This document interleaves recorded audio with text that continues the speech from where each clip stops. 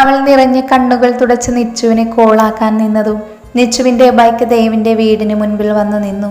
അവൻ സന്തോഷത്തോടെ വരുന്നത് കണ്ടതും അവൾ അവനെ നോക്കി വേദനയോടെ ചിരിച്ചു.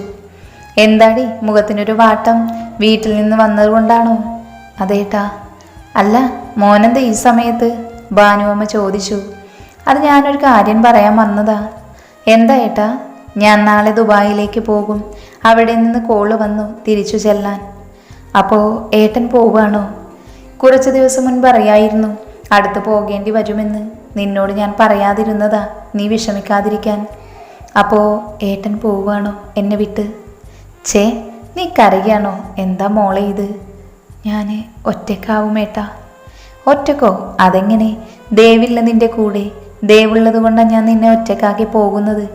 മോൾക്കറിയോ, എനിക്ക് നിങ്ങളുടെ വിവാഹത്തിന് മുൻപ് പോകണമായിരുന്നു. പിന്നെ ഞാൻ ആ സമയത്ത് പോവാതിരുന്നത് നിന്നെ ഓർത്താ. പക്ഷേ ഇപ്പോൾ എനിക്ക് പേടിയില്ല. കാരണം നീ സുരക്ഷിതമായ കൈകളിലാണിപ്പോൾ. മോളെ, നീ മോനോട് കാര്യം പറയുന്നില്ലേ? എന്ത് കാര്യം? ഒന്നുമില്ല ഏട്ടാ. ഭാനുമ്മ വെറുതെ. അല്ല ഏട്ടാ, പോയിട്ട് നീ എപ്പോഴാ വരിക? അതൊന്നും പറയാൻ പറ്റില്ല മോളെ. അല്ല, ദേവും അമ്മയും ഒന്നും ഇവിടെ ഇല്ലല്ലോ. ഇല്ല, ഒരു ഫംഗ്ഷന് പോയിരിക്കുക. എന്നിട്ട് മോള് പോയില്ലേ? ഇല്ല, ചെറിയ തലവേദന പോലെ, അതുകൊണ്ട് ഞാൻ വരുന്നില്ലെന്ന് പറഞ്ഞു.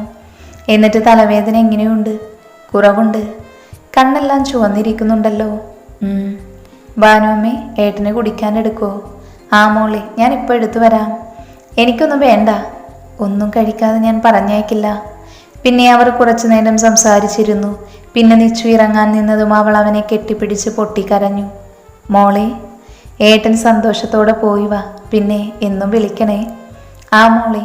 അവൻ്റെയും കണ്ണുകൾ നിറഞ്ഞതും അവൻ വേഗം അവിടെ നിന്നിറങ്ങി. മോളെ, നീ എന്താ ഒന്നും നിച്ചുമോനോട് പറയാതിരുന്നത്? പറഞ്ഞ എനിക്ക് വേണ്ടി ഏട്ടൻ ജോലി ഉപേക്ഷിച്ച് നിൽക്കും. അതെനിക്ക് സഹിക്കില്ല.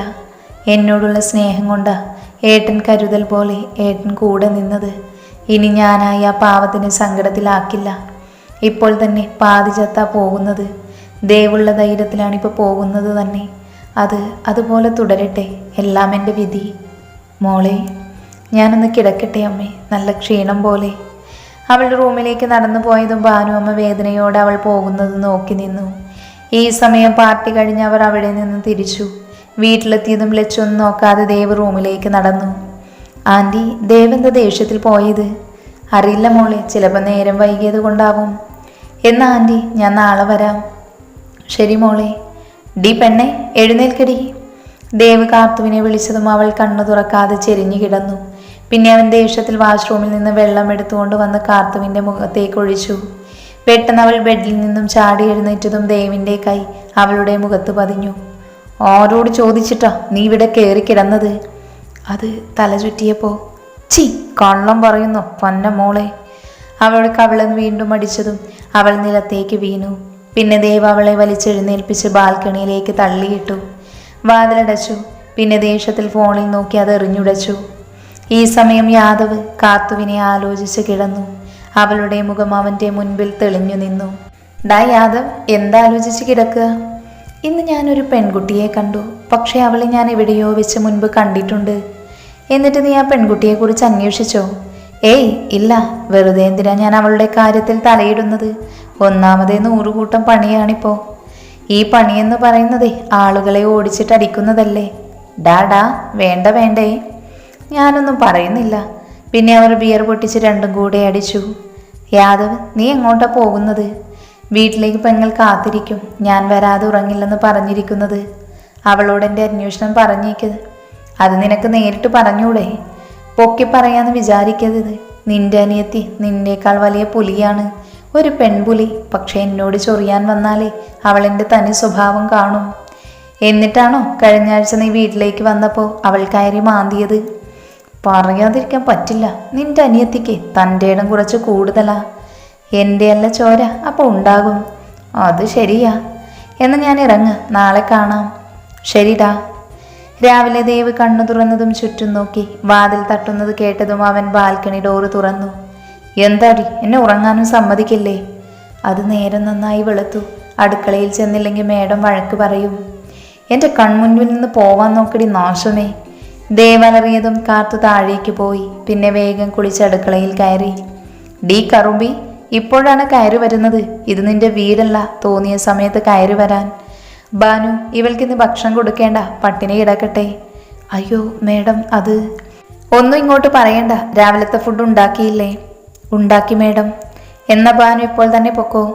മേഡം, ഉച്ചത്തേക്ക് ഉണ്ടാക്കിയില്ല. ഉച്ചക്ക് വേണ്ട, ഞങ്ങൾ ഓർഡർ ചെയ്തോണ്ട്. അതുകൊണ്ട് ബാനു പോവാൻ നോക്ക്. നാളെ ഇനി വന്നാൽ മതി. ബാനു കാർത്തുവിനെ സങ്കടത്തോടെ നോക്കി പുറത്തേക്ക് നടന്നു. മേഡം, ഇനി ഞാൻ വൈകി വരില്ല. എന്താടി പട്ടിണി കിടക്കാൻ വൈകിയേ? ഇന്നലെ മുതലൊന്നും കഴിച്ചിട്ടില്ല. ആണോ? എന്നാൽ നിന്നെ പട്ടിണി കിട്ടിയിട്ട് തന്നെ കാര്യം.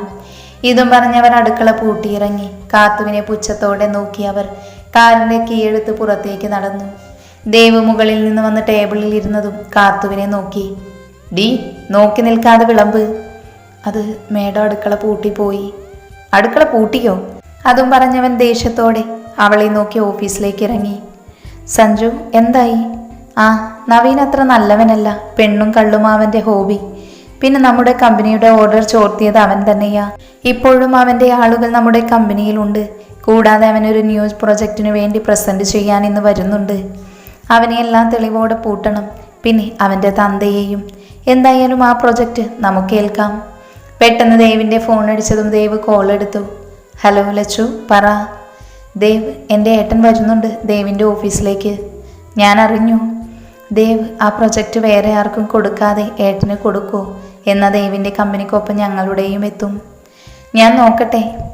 ദേവ്, നോക്കാമെന്ന് പറഞ്ഞാൽ ഏറ്റു എന്നാ. ഒപ്പം ശരി. ദേവ്, പിന്നെ വിളിക്കാം, ഇപ്പോൾ കുറച്ച് ബിസിയാ. ഓക്കെ. ആരാ ദേവ് വിളിച്ചത്? ലച്ചുവാ. അവളെ അങ്ങോട്ട് വിശ്വസിക്കേണ്ട. അവൾ നല്ല കുട്ടിയാ. എനിക്ക് തോന്നുന്നില്ല. ഈ സമയം ലച്ചു ഒരു ചെക്കൻ്റെ മേത്തേക്ക് കിടന്നു. Aarav? Love you. Love you too Lachu. ആ ദേവ് നമ്മുടെ വഴിക്ക് വരുമോ ലച്ചു? വരുത്താൻ എനിക്കറിയാം. അതിനുവേണ്ടി ഞാൻ എന്തും ചെയ്യും. അവൾ ആരവിനെ നോക്കി പറഞ്ഞതും അവൻ അവളിലേക്ക് അമർന്നു. ദേവ്, നീ ഇറങ്ങുവാണോ? ആടാ, നല്ല തലവേദന പോലെ. എന്ന് ശരിടാ. പിന്നെ ആ കാർത്തു ആളൊരു പാവമാണ്. അതിനെ ഉപദ്രവിക്കരുതിടാ. അവൾ എൻ്റെ വീട്ടിൽ നിന്ന് പോകുന്നത് വരെ അവൾ ഞാൻ പറ്റുന്നത് പോലെ ദ്രോഹിക്കും. ക്യാഷിന് വേണ്ടി എൻ്റെ താലി അണിഞ്ഞവൾ അവൾ. അങ്ങനെ ഒരുത്തിയെ കാണുന്നത് തന്നെ എനിക്ക് കലിയാ. ഡാ, ആ കുട്ടി ഒന്നും അറിയാതെ നിന്റെ ജീവിതത്തിലേക്ക് വന്നതാണെങ്കിലോ? നിനക്കറിയോ, ലച്ചുവിൻ്റെ സഹോദരൻ നിച്ചുവുമായി അവൾ ഇഷ്ടമാണ്. ആ ഇഷ്ടം മറന്ന് ക്യാഷിന് വേണ്ടി എൻ്റെ താലി സ്വീകരിച്ചവളാണ് അവൾ. നിച്ചുവുമായി ആ കുട്ടി ഇഷ്ടത്തിലാണെന്നോ? അതെ. ഞാനിറങ്ങ എന്നാ. ഞാനും നിൻ്റെ കൂടെയുണ്ട്. നക്ഷത്ര ഗ്രൂപ്പിൻ്റെ ഫയൽ എനിക്ക് വേണം. എന്നാ വാ. ഡാ, നീ എന്താ ഇവിടെ വണ്ടി നിർത്തിയത്? നമുക്ക് കഴിച്ചിട്ട് പോകാം. അതെന്തിനാ? വീട്ടിൽ നിന്ന് കഴിച്ചൂടെ? ഇന്ന് രാവിലെ അവർ അടുക്കള പൂട്ടി വീട്ടിൽ നിന്ന് പോയത്. രാത്രി ഇനി വരികയുള്ളൂ. മെസ്സേജ് ചെയ്തിരുന്നു. അപ്പോൾ ആ കുട്ടിക്കും ഭാനുഅമ്മയ്ക്കും ഫുഡ് വേണ്ടേ? ഭാനുഅമ്മയെ രാവിലെ തന്നെ പറഞ്ഞയച്ചു. പിന്നെ ആ പെണ്ണിൻ്റെ കാര്യം എനിക്ക് നോക്കേണ്ട ആവശ്യമില്ല. പിന്നെ അവർ ഹോട്ടലിൽ നിന്ന് ഫുഡ് കഴിച്ചിറങ്ങിയതും പെട്ടെന്ന് സഞ്ജു ഇപ്പോൾ വരാമെന്ന് പറഞ്ഞു പോയി. ദേവ് പിന്നെ കാറിലേക്ക് കയറിയിരുന്നു. സഞ്ജു, ഇതെന്താ നിന്റെ കയ്യിൽ? എൻ്റെ പെങ്ങൾക്ക് വേണ്ടി വാങ്ങിയതാ. ഇന്നലെ കൂടെ പറഞ്ഞുള്ളൂ ഇന്ന് വരുമ്പോൾ ബിരിയാണി വാങ്ങിക്കൊണ്ട് വരാൻ. അവളെ കൊണ്ട് നീ വീട്ടിലേക്ക് വാ. കുറേ നാളായി അവളെ കണ്ടിട്ട്. 10-ലെത്തി. അപ്പം അതുകൊണ്ട് പഠിപ്പാണ് ഫുൾ ടൈം. പിന്നെ അവർ ഓരോന്ന് സംസാരിച്ചിരുന്ന് വീട്ടിലെത്തി. ഡാ, നീ വേഗം ഫയൽ കൊണ്ടുവാ. ഞാൻ നിൽക്കുന്നില്ല.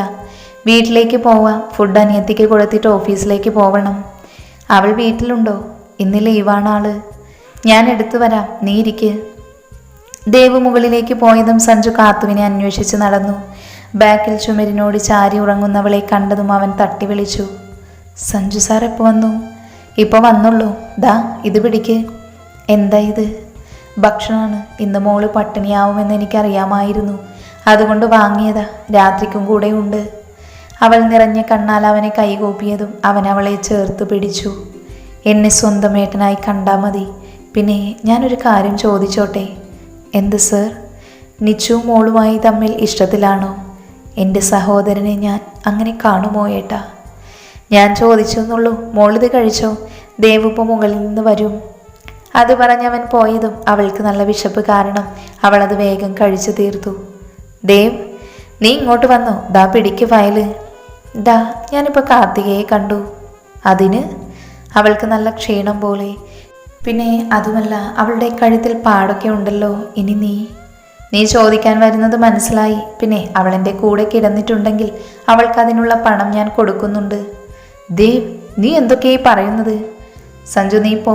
ഈ കാര്യം സംസാരിക്കാൻ എനിക്ക് താല്പര്യമില്ല. അവളെ നിനക്ക് കണ്ണെടുത്ത കണ്ടൂടാ, പക്ഷെ അവളുടെ ശരീരം വേണമല്ലേ? ഛേ, നിന്നോടൊന്നും പറഞ്ഞിട്ട് കാര്യമില്ല. സഞ്ജു ദേഷ്യത്തിൽ ഫയൽ കൊണ്ടുപോയതും ദേവ് ഒരു കുപ്പി കുടിച്ചു തീർത്ത് കാർത്തുവിനെ അന്വേഷിച്ച് നടന്നു. ഈ സമയം കാർത്തു ഭക്ഷണം കഴിച്ച് ക്ഷീണം കാരണം അടുക്കള വശത്തെ ചെറിയ റൂമിൽ ചുരുണ്ടുകൂടി കിടന്നു. ദേവ് ആ മുറിയിലേക്ക് വന്നതും അവളെ മുഴുവനായി നോക്കി. പൊക്കിയെടുത്ത് കാർത്തു ഉറക്കത്തിൽ പൊങ്ങുന്നത് പോലെ തോന്നിയതും അവൾ ഞെട്ടി കണ്ണുകൾ തുറന്നു. ദേവ് അവളെ പുച്ഛത്തോടെ നോക്കി അവളെ കൊണ്ട് റൂമിലേക്ക് നടന്നു.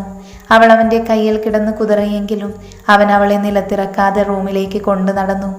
റൂമിൽ അവളെ കൊണ്ട് ബെഡിലേക്കിട്ടതും അവൾ അവനെ പേടിയോടെ നോക്കി. അവൻ്റെ ചുവന്ന കണ്ണുകളും അവൻ്റെ ആടിയുള്ള നിൽപ്പും കണ്ടതും അവൾ ഇറങ്ങി ഓടാൻ നോക്കി. പക്ഷെ അപ്പോഴേക്കും അവൻ അവളെ കൊണ്ട് ബെഡിലേക്ക് വീണു. ഒപ്പം അവൻ്റെ കണ്ണുകൾ അടഞ്ഞു പോയിരുന്നു. അങ്ങനെ ദിവസങ്ങൾ ആർക്കും കാത്തു നിൽക്കാതെ ഓടി മറഞ്ഞു. 2 ആഴ്ചയ്ക്ക് ശേഷം, യാദവേട്ടാ, എന്താ മോളെ ഇന്നെങ്ങോട്ടാ പോകുന്നത്?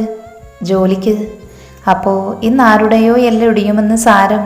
ഡീഡി, വേണ്ട വേണ്ട, നിർത്തിക്കൂടെ ഏട്ടാ ഈ അടിയും ഇടിയുമൊക്കെ? ഒരു നാൾ നിർത്തൂ. ആ നാളെ എപ്പോൾ വരും? വൈകാതെ വരുമെന്നേ മനസ്സ് പറയുന്നു. അപ്പം ഞാൻ ഇറങ്ങുക. രാത്രി വരുമോ ഏട്ടാ? ഇല്ല, അതുകൊണ്ടേ നീ ഉമചേച്ചിയുടെ അടുത്തേക്ക് പൊക്കോ. ശരി ഏട്ടാ. അവൻ യാത്ര പറഞ്ഞിറങ്ങിയതും നന്ദ് സ്കൂൾ ബാഗും എടുത്തിറങ്ങി. ഡി കറുമ്പി. എന്താ മേഡം? ദാ ഈ സാധനങ്ങളെല്ലാം വാങ്ങിക്കൊണ്ടു വാ. ഇത് കുറേ ഉണ്ടല്ലോ മേഡം, ഇതെങ്ങനെ ഒറ്റയ്ക്ക് ഞാൻ?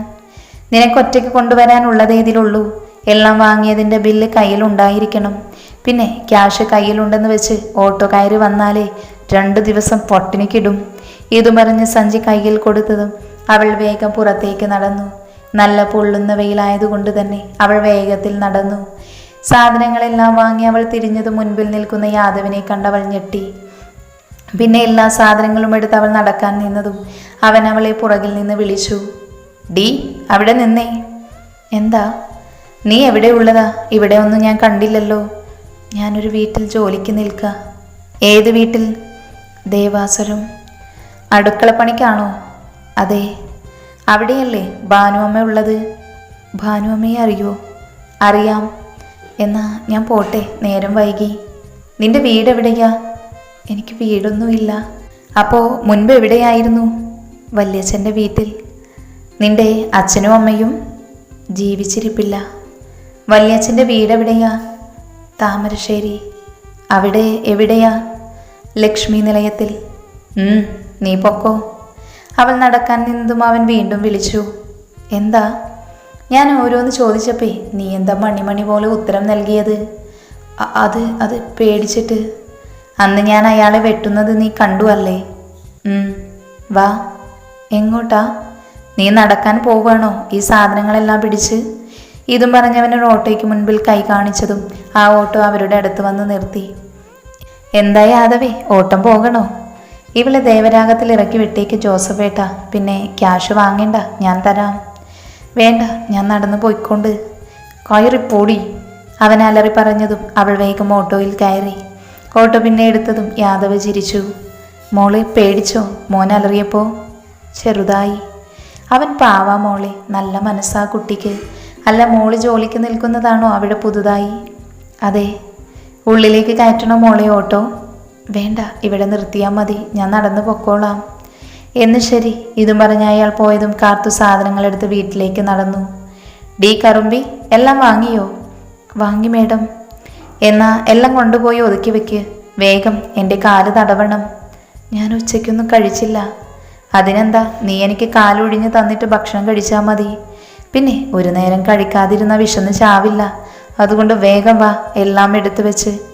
ഇതു പറഞ്ഞ ആ സ്ത്രീ മുകളിലേക്ക് ഫോൺ നോക്കി 2 സ്റ്റെപ്പ് കയറിയതും കാൽ മടങ്ങി നിലത്തേക്ക് വീണു. അയ്യോ, എൻ്റെ അമ്മേ എന്നലറി കരച്ചിൽ കേട്ടതും കാർത്തും ഭാനുവമ്മയും അടുക്കളയിൽ നിന്ന് എത്തി നോക്കി. കാർത്തു അവർ വീണ് കിടക്കുന്നത് കണ്ടതും ഓടാനായി നിന്നു. അപ്പോഴേക്കും ഭാനുവമ്മ അവളെ തടഞ്ഞു നിർത്തി പുറവശത്തേക്ക് കൊണ്ടുപോയി. ഭാനുവമ്മേ, മേഡം വീണ് കിടക്കുക. അവിടെ കിടക്കട്ടെ, ഇതെല്ലാം മോളുടെ കണ്ണുനീർ കണ്ട് ഈശ്വരൻ കൊടുത്ത ശിക്ഷയാ. എന്നാലും ഇങ്ങനെ വേദനിച്ച് കിടക്കുമ്പോൾ നമ്മൾ എങ്ങനെയാ മാറി നിൽക്കുക? മോളിങ്ങനെ വീണു കിടന്നെങ്കിൽ ആ സ്ത്രീ മോളെ കൊണ്ട് ഹോസ്പിറ്റൽ പോവോ? ഇല്ല. ഇനി മോൾക്ക് സഹായിക്കാൻ തോന്നുന്നുണ്ടോ? ഇല്ല. അവർ വേദന അനുഭവിച്ചിട്ട് അവിടെ കിടക്കട്ടെ. ഞാൻ അനുഭവിച്ച വേദന കുറച്ചെങ്കിലും അവർ അറിയണം. അവൾ ദേഷ്യത്തിൽ പറയുന്നത് കേട്ട് ഭാനു അമ്മ ചിരിച്ചു.